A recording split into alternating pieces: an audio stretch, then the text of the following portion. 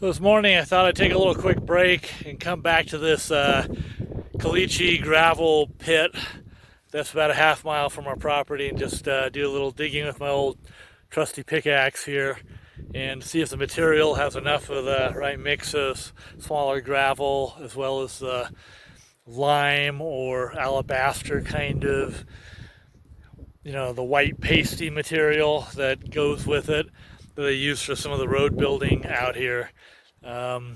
Anyway, from what I'm seeing, it looks decent enough. I think it can be used. It'd be a good top material. Well, it's like the coarse base kind of thing, base course, whatever they call it. But backhoe down here and get that little dump trailer and just take up a couple yards at a time, and I can dump it while the backhoe operator just keep loading it for me, and before long we'll probably have enough to cover up some of the big gaps and holes and potholes and areas where we've torn the driveway apart and rebuild it with this kind of material. This should be able to take a load better than just ordinary soil with rocks would. So anyway, looks promising. Yeah, from the inside here, just looking along the hillside here, lots of gravel up in here. You can dig into this hillside pretty much all around this big pit. If you look around here, there's plenty. And it looks kind of gravelly over more in the center of the pit too. And it looks like someone did a lot of digging and dumping and left fill material over here of just normal soil and rocks. But this is kind of a catch-all. There was another pit that I showed in a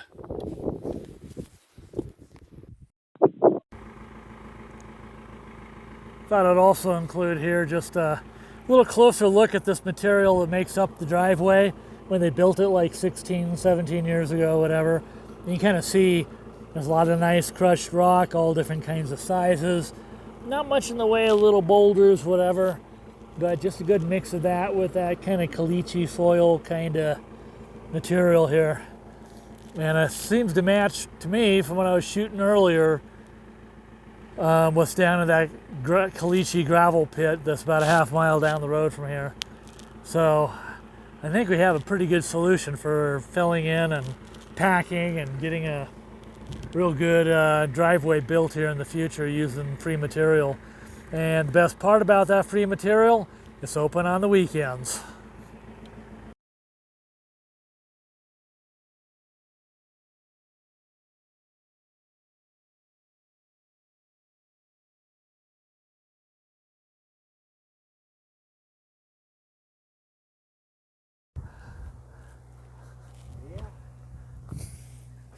So this is your little setup. You got a little shade and cover. That's nice, comfortable. I'm gonna have to bring a chair up so I can get comfortable in a shady spot too. But yeah, we're gonna get this put together nicely.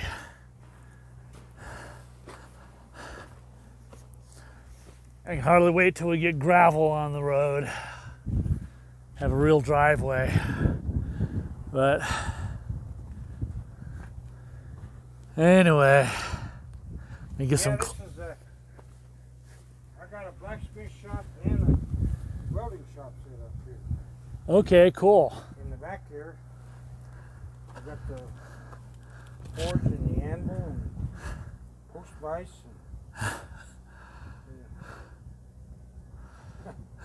I got it to where it can be used, but it's never fixed. Thought I'd share an up close shot of the cattle panel.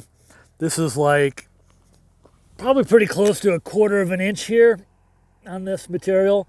You can see that it's been lightly tack welded. I'm sure they got automated equipment in factories that assemble all this and do the little tack welding. But what we're gonna do, this is like, I want to say 4 feet by 12 or 16, and we're gonna use this for holding the boulders back, tying it into the rebar, and the posts too for the rail, the guardrails, and we'll do whatever cutting and additional tack welding we need to do to piece this stuff together. I think a few of the extra pieces, and I think there's some extra ones, we're going to use for going across the actual road itself. We'll probably put two side by side and then cut one in half and tack it at the bottom of the two that are side by side, or cut the two of them, one of them in halves, and take the two halves and tack weld them. So we kind of create a mesh to help strengthen and build up the potential energy that a big heavy vehicle going across that culvert would put onto that driveway section over the culverts.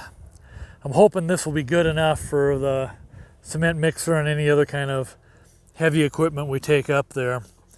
But we'll get this that piece together into one piece that we'll drag down across the driveway when we're ready to fill it more with base course material, and maybe we'll even go into the final gravel top layer. Not real sure. I got to do a little more reading up on that.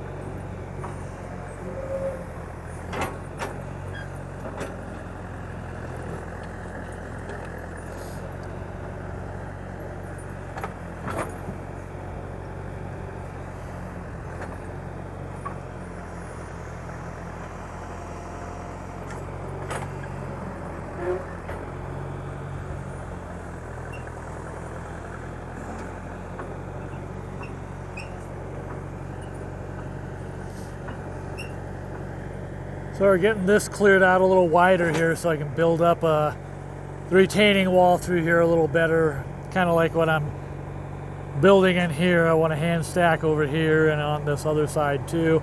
And then build a section across the whole length.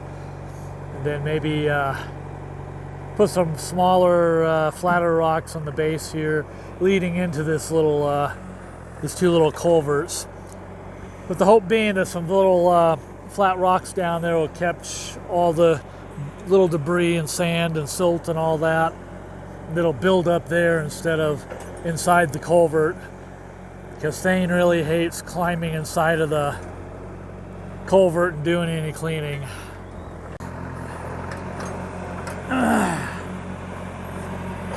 One of the really nice things about having a thumb on this backhoe now is when I see a rock I have a perfect spot for, we can go ahead and grab that. It won't fall out, I hope.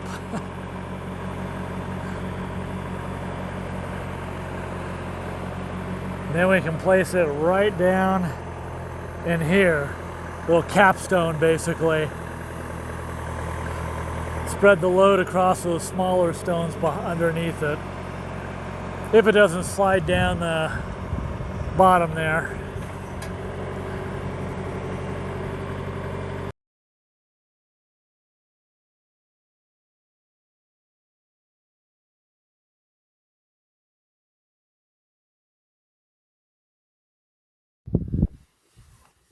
Okay, it's about 1 o'clock in the afternoon.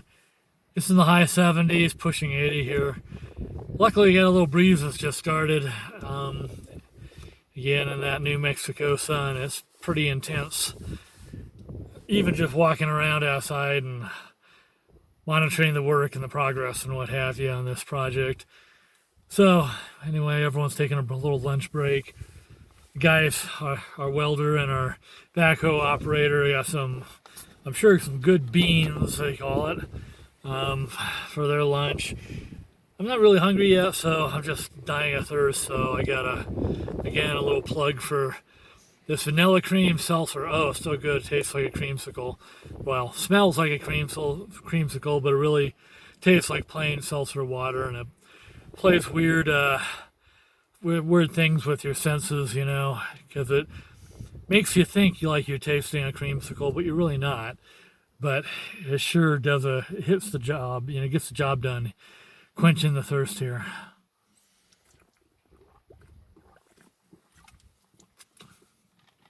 Unfortunately, the market in our town, they used to carry this, is past tense now.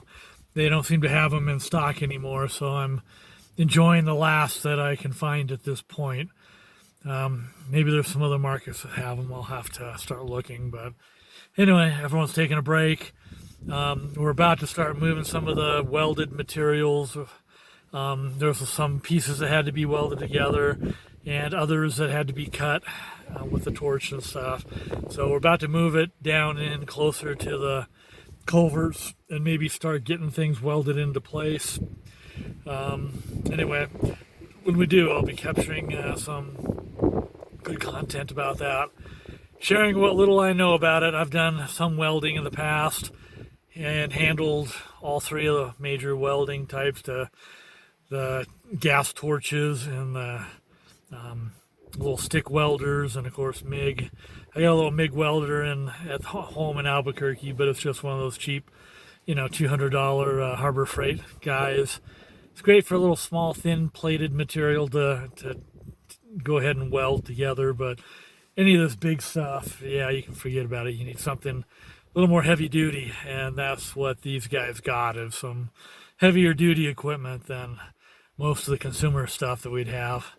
But sure would love to have some stuff like that, but if this is the only project we do where we're going to need some intense welding done, it's kind of hard to justify investing in something like that. Just better to hire a guy that's got the equipment and this good skill set, probably knows how to do a nice smooth bead of weld from his little stick welder better than I do. So I remember in the day getting comfortable with those tools and stuff, and I couldn't really do a real beautiful one like a real pro can. So, unless you have a good reason to invest more heavily, just hire a good guy that's a good pro, has a good steady hand and knows what he's doing. You get the job done and go from there. But anyway, sitting in the shade in the truck, because it's just a little too much sunshine outside, and I did not bring the canopy with me because the weather report said winds of around 20 miles an hour, but we haven't seen anything like that. It's been pretty mild, very small gusts, a few miles an hour, 5 miles, whatever. And it could have done us all a lot of good, I guess, if we had some nice comfortable chairs and a good canopy. But no canopy, it's not as much fun. Okay, we're done digging down here. We didn't do the most ideal job of clearing this upstream channel here, but we got a good enough. With a shovel and an hour of digging, I can probably smooth it around a little better so it's got a little smoother flow instead of so choppy right now. But that's what happens when you send a backhoe into a little sand trap like this. It does as good as it can, but unfortunately it's not going to be very perfect. But the important thing is there's a couple spots here that were around the upstream openings of the culverts here, these two smaller 24-inch ones that I wanted dug out. And let's see, on one side here, we kind of dug back, pulled a lot of soil back out on one side so I can continue building that rock wall, retaining area along that side, and then bring it across. And same with this other side behind me. Right in here, I'll build up stack up some rocks at a good angle and lean into the bank and stuff, and then build it across. So we have kind of an integrated little piece of rock retaining wall going across between those two culverts on the upstream side. You can kind of see how right in here I kind of put a little V shape coming out so I can kind of direct the water better between those two channels into them. At least that's the hint I'm hoping to give Mother Nature. We'll see. So over here you can see in front of me a couple pieces of the the posts have been cut to fit, and then on the middle between the culverts we've got another I think they're like 12-foot pieces, and then about 5-foot pieces here on the two ends of the culverts. And then up here the backhoe is working to kind of smooth this little area so that we can have more of a parking spot for the welding trailer. So it's about 3 o'clock in the afternoon, and we'll get the welding trailer moved down here and into place. And hopefully we'll be able to start tying these posts here together. There'll be like 2 of the 5-footers on each end. In the middle we have the bigger 12-footers. And we'll tie them together with the rebar with the welding trailer and start putting something together here. Okay, so we're cutting out early for the day. We did get the trailer down in the spot where we needed it to get to work, but the winds really started picking up and the fire danger would be just too much of a threat if we started firing up torches and welding gear and all that. So we'll hope for next weekend that it'll be a little safer. There's too many wildfires going on right now, so we'll play it safe, and hopefully all's going to go good next weekend. We can finish this project up and get everything buttoned up and ready to start road building a little more. Cheers. Okay, I'm not going to take this trip now. It's about 7:40, no, 6:45, I think. Anyway, it'll be dark before long, and I want to get into Harris Canyon and onto I-40 before it gets dark. These little country mountain roads aren't fun to drive in the dark. I wish I had time to go the remaining 9 miles up to Capilla Peak, because that's where the UNM Student Observatory is. I'd sure love to pay that a visit. Now I know where it's at least the entrance to the road, so I'm thrilled. I know they've got some decent little student equipment up there. I'd love to see what they're studying and researching up there, but this is the road. You go up 9 more miles. I'm sure it's not fun to drive. It looks like a narrow little gravel road, but I guess that's life.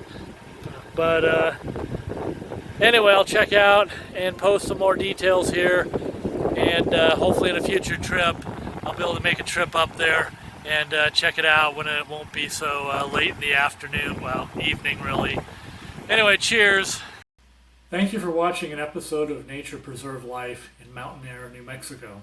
If you'd like to follow along and support our channel, please press the subscribe button and gong that bell to be notified. After all, it's free. Free is a very good price. In the future, we will plan to focus our episodes on our eco-friendly build of earthen construction and dark night astronomy, that big guy there, and tourism of the regional area, as well as establishing a Patreon account for the sole support of wildlife in Deer Canyon Preserve. So stay tuned. Cheers.